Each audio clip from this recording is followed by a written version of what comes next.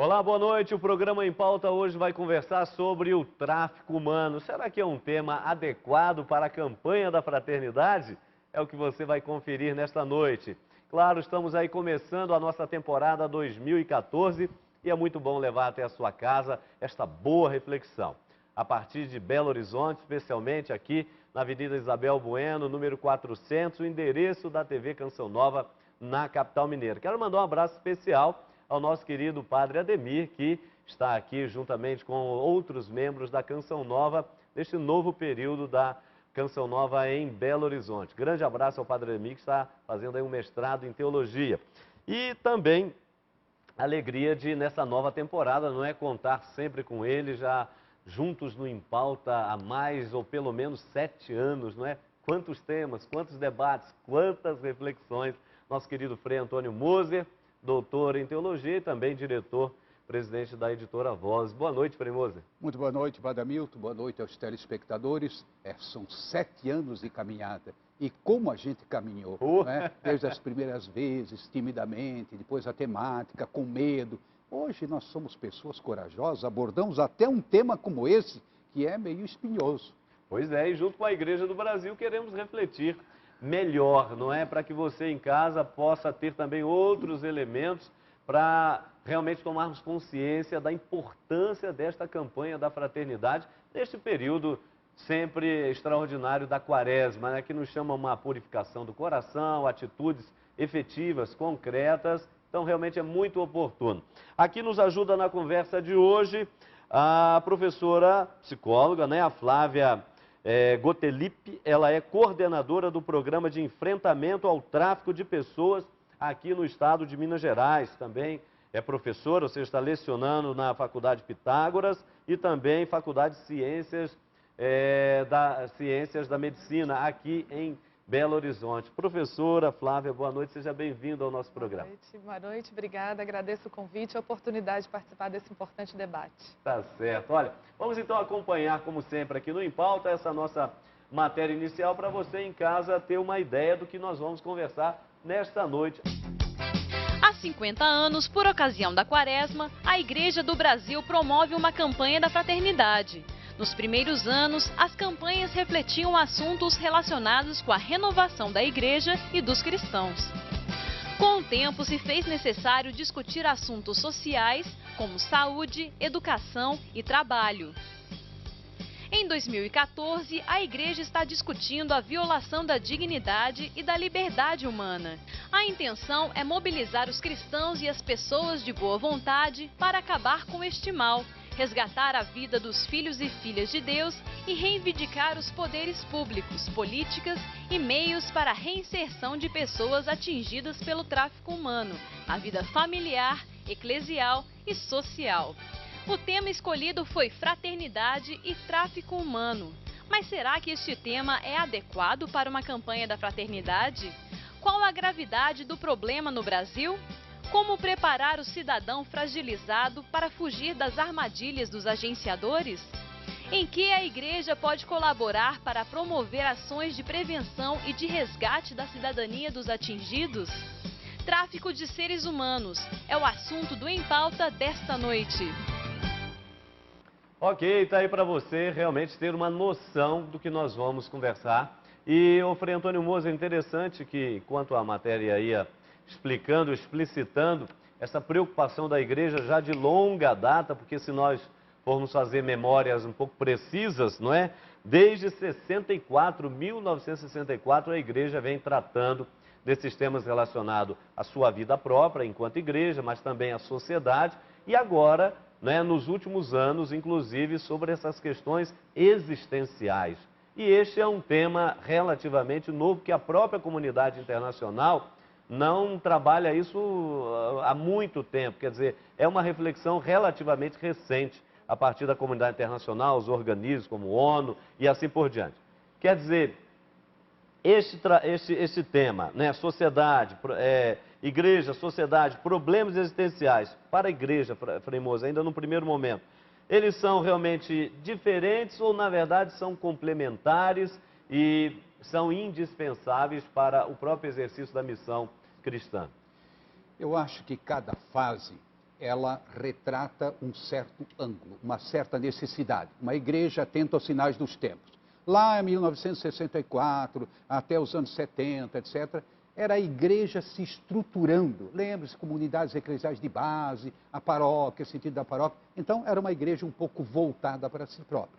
Mas os problemas sociais foram se agravando, e sobretudo a partir da década de 70, 80. E, naturalmente, que, atenta a esses sinais, a igreja começa a discutir, inclusive para o desagrado de muita gente. O que a igreja tem a falar de política, de economia e assim por diante. E agora, nessa etapa, depois de 85, cada vez mais temas existenciais. Não é? A pessoa, sofrimento, vamos dizer, a escravatura, mas uma escravatura no sentido mais amplo da palavra. Agora, eu confesso que eu também fiquei surpreso com esse tema, porque, como você diz, não é assim muito debatido. Eu gostaria que a nossa especialista diga se vale mesmo a pena ou não. Não é? Agora, surpreende. E eu fui atrás de uma bibliografia. Fiquei surpreso, também existe uma literatura, não há dúvida nenhuma. Agora, nem todo mundo tem consciência da gravidade do problema e a importância desse problema. Gostei muito da introdução que foi dada. A questão de fundo é a dignidade humana. E aqui estamos diante de uma manifestação do não respeito à dignidade humana. E outra, a liberdade. Temos o exemplo aqui de uma não liberdade, ou seja, de uma nova forma de escravidão. Então, eu acho que, como foi colocado, já nos ajuda a prosseguirmos na nossa discussão. Por isso que eu já queria pedir para a professora, por favor, que para você que está nos acompanhando de sua casa, talvez também um pouco surpreso com a campanha da Fraternidade deste ano, possa já de imediato ter acesso, a partir do documento base, obviamente, mas talvez você não tenha tido acesso a ele ainda, então aqui o programa presta esse serviço. Que a professora então colocasse para a gente, por favor, alguns dados, não é, em termos de mundo e em termos de Brasil, quando nós estamos falando de algo complexo que é realmente o tráfico humano. Daqui a pouco a gente vai destrinchar um pouco como é que ele se desenrola, né? Crianças, órgãos, adultos, prostituição, etc., mas um pouco em termos numéricos, como é que está a situação hoje no mundo, professora, e em termos de Brasil? O tráfico de pessoas, ele é sim um crime, né, como foi colocado, que atenta à dignidade humana, viola direitos humanos, e é um crime que, apesar de ser muitas vezes tratado como invisível, né, ele está associado a modalidades de exploração que aí já não é tão invisível quando falar em tráfico de pessoas, dada a própria configuração do tráfico enquanto modalidade de exploração. Então, o tráfico de pessoas, ele pode acontecer para a questão, como você já mencionou, trabalho escravo, adoção, exploração sexual, e essa gama é que faz essa somatória quantitativa, né, ser expressiva em termos de ocorrências de casos de tráfico de pessoas. Há dados da ONU-DC, que é o organismo da ONU que faz o combate e o enfrentamento ao tráfico de pessoas, que faz uma estimativa, né, em torno de 20 milhões de pessoas traficadas. Né? Esses dados também estão relacionados a uma possível lucro dessas redes, né, criminosas, né, que poderiam chegar a cerca de 30 milhões também, né, a cada pessoa traficada, né, gerar um lucro para essa rede. Né? Então, porque a pessoa ela é tratada como um objeto.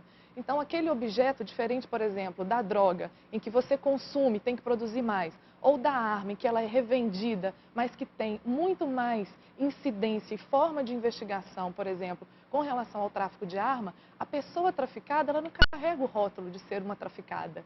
Né? Então, ela pode muito bem estar transitando e estar migrando, tendo por trás ali um agenciador, alguém que a explora, sem a sociedade perceber que ela está sendo violada nos seus direitos. Então, isso faz com que o ser humano, tratado como objeto, né, acabe sendo difícil para a gente também identificar a situação do tráfico, conseguir enfrentar essa situação e mesmo a própria vítima se reconhecer como vítima de tráfico de pessoas. Verdade, né? claro. Então, tem toda uma dificuldade em se chegar de fato a esses casos, né? Por isso que a gente fala também que os dados a gente tem que tratar com cautela, né? Essa estatística, mas aqui, trazendo um pouquinho o cenário do nosso estado, aqui em Minas Gerais, em torno de 1 ano e meio de atendimento, né? O programa está estruturado de uma forma que tem um núcleo de enfrentamento ao tráfico de pessoas, Se você me permitir, já deixo aqui o endereço. Sim, Fica na Praça 7, ali no centro de Belo Horizonte, né?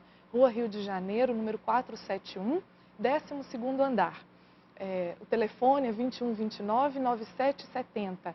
Né? Então, esse equipamento, o núcleo, ele é o responsável por articular ações de promoção de direito para as pessoas vítimas de tráfico de pessoas.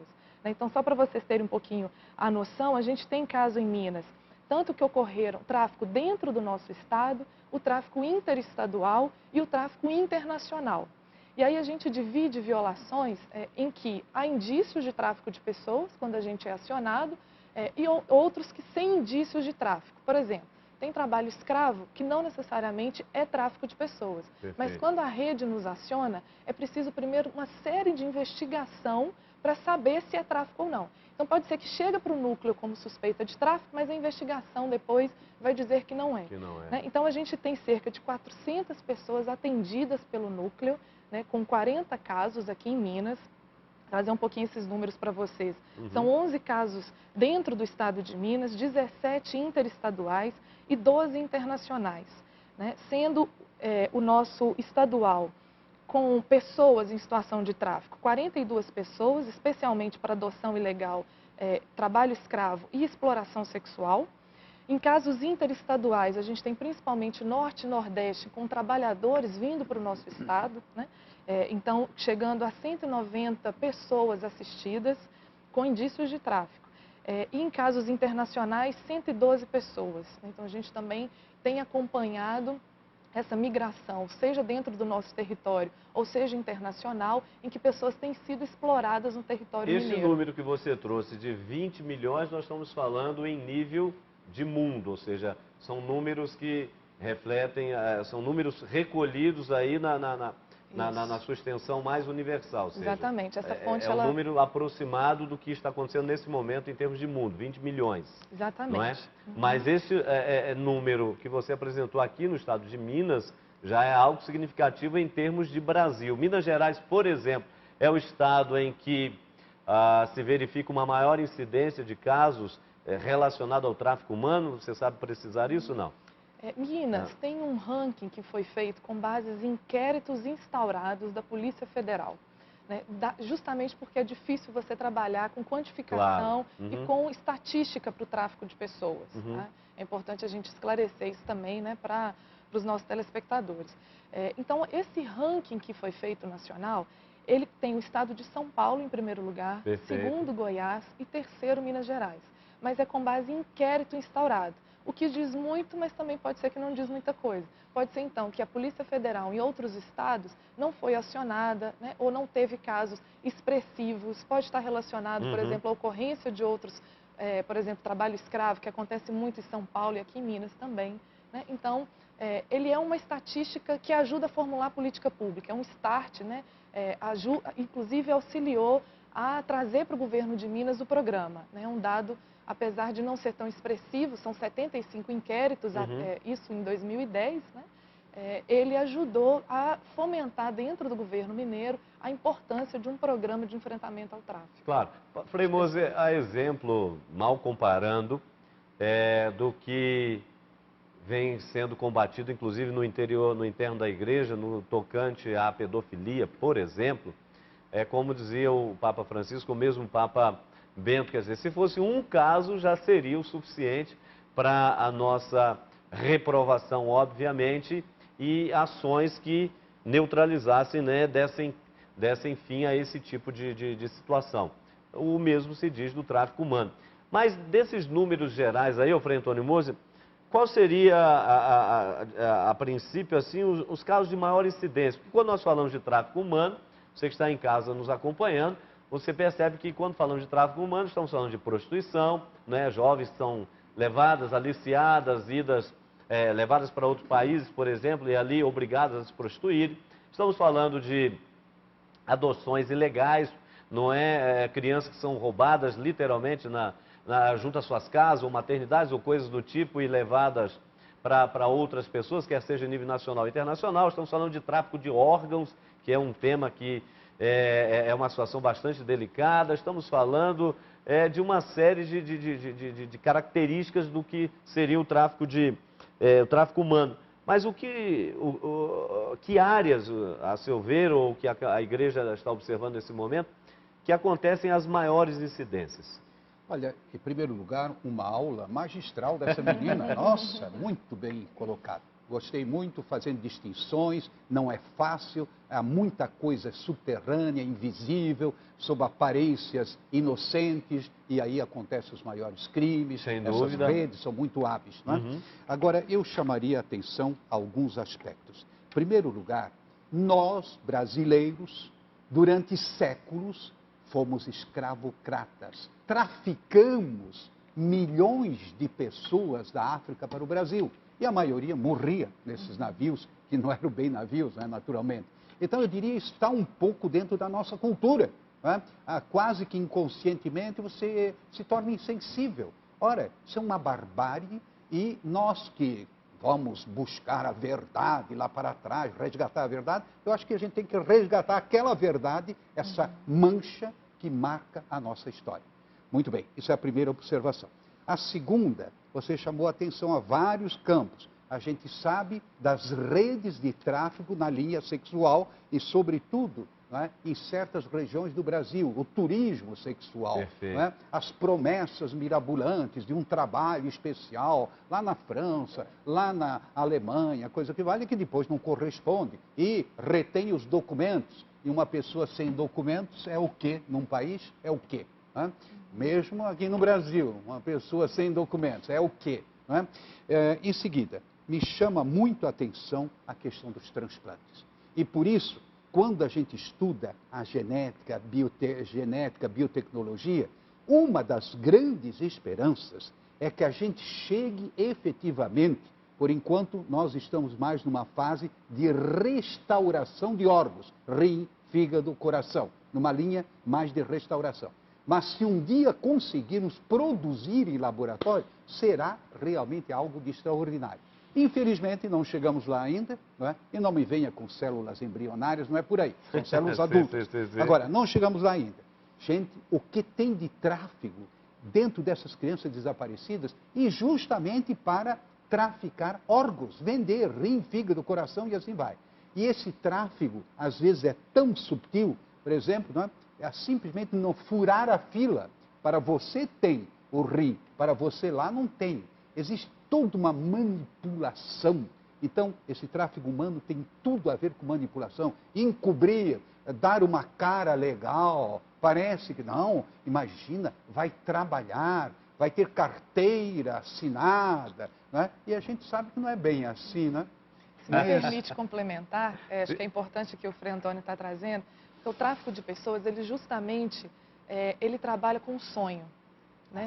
Ele trabalha, ele vai justamente no sonho daquela pessoa, muitas vezes de ascensão social, ou de conhecer uma outra região, ou de buscar melhores condições de vida, inclusive para a sua família. Né? Então, a gente tem que ter muito cuidado, inclusive, porque o problema não está em migrar.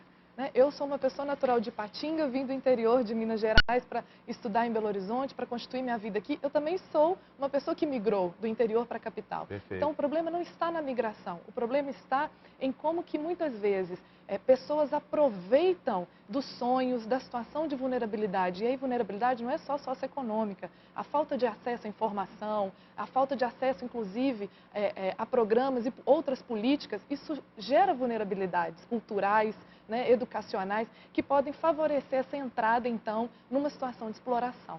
Tá vendo? Você em casa percebeu que a coisa é muito mais complexa do que nós imaginávamos, não é verdade? Mas vamos dar uma paradinha para o nosso primeiro intervalo. Daqui a pouquinho vamos voltar aí, querendo entender como que age, afinal das contas, então, aqueles que estão à frente desse movimento, não é? Como age o tráfico, portanto, o problema social que já foi aqui acenado, que também está por trás como causa dessas consequências todas. Depois o Plano Nacional de Enfrentamento, as políticas públicas, enfim, tem muita coisa ainda para a gente conversar neste programa Em Pauta, aqui de modo especial privilegiando o tema da campanha da Fraternidade 2014. Então não saia daí, voltamos já já.